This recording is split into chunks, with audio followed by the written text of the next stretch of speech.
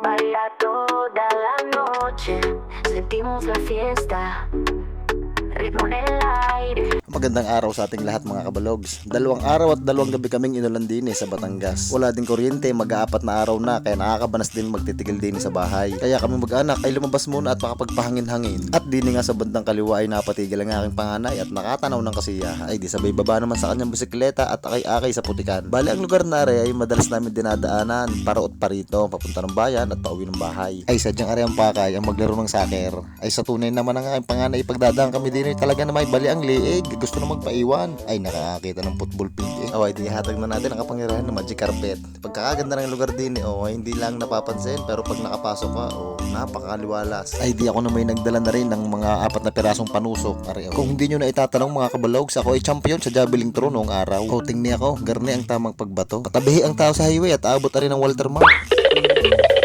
Ay walang Diyo, mahiya nang makadalawang di pa. Pasensya na at wala sa kondisyon. Sa tunay lang, ari ang purpose ng 4 na panusok. Ano ba't bakli agad? Rejig agad ang isa, ay tatatlo na. Yung ba naman ay isang lang na malunggay nadampot kaya pagkakalambot. Ay una ko muna aring itutusok ang isang bakal para magka-future ang aming bahay-bahayan. Oh ayan, lalagyan na natin ng bubong at sadya namang umiinit na ang panahon. Aring aking bunso sa tunay lang ay gustong gusto ang garning ganap. Yung gagawa ng bahay-bahayan sa garning kagandang lugar. Ay tingni oh, galak na galak. Hindi pa tapos ay nasa loob na.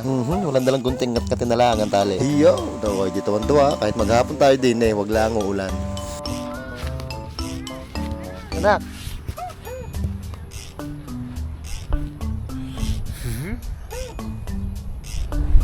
Siya nga pala, bago kami gumayak papunta din ay nagluto muna ang asawa. Sadyang hindi kompleto ang kasiyahan ni Meg kapag walang nakahain na pagkain. Hala, lamig kaayo. Piritong itlog at ham na may kasamang sinanag na kanin. Ari pa ang mabisa, hilaw na papaya na ginata at maraming laglag nung nagdambagyo. Meron din kaming kalderetang kambing na nabaga ng aking Koreanong bayaw nung isang araw. Sawa sa kambing ngayon. Kawari pa kung hindi nananawa sa kambing ay marami ho din eh. Mamaya ho, bago kami umuwi ay bibitlig ho ako ng isa at ilalagay ko sa toolbox. Joke lang. Hindi ka siya eh. Kung ka siya ay dadaluhin ko na rin.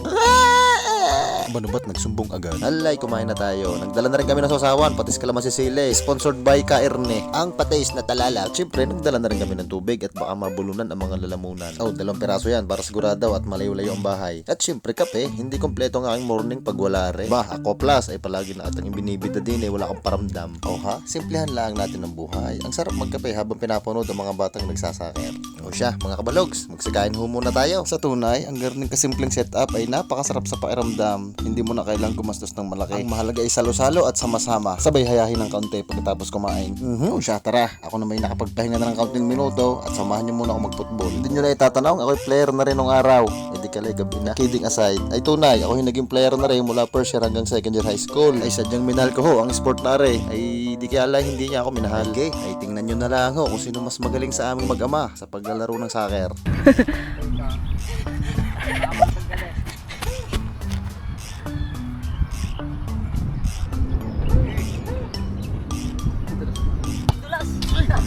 Goal.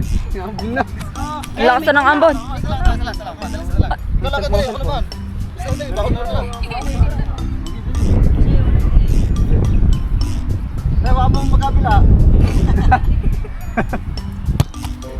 Goal. Oh ha? Sabi ko sa inyo eh, wala pang sapatos yan. Maya-maya pa eh, nagpasigla na naman aring ulan. Ay di kaya kami magpapack up na.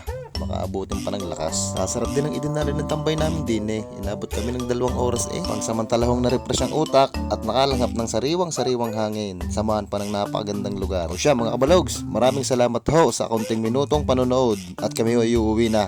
Bye-bye!